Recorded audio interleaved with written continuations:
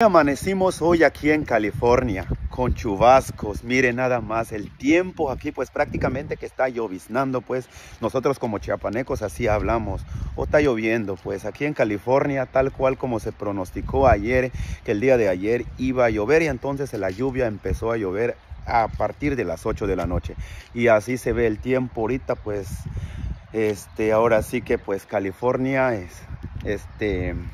está en modo de la lluvia, pues más que nada. Pues saludos a todos mi gente bonita, donde quiera que nos ve este video. Recibo a ustedes un fuerte saludo y un abrazo a la distancia de Pablo el Chiapaneco.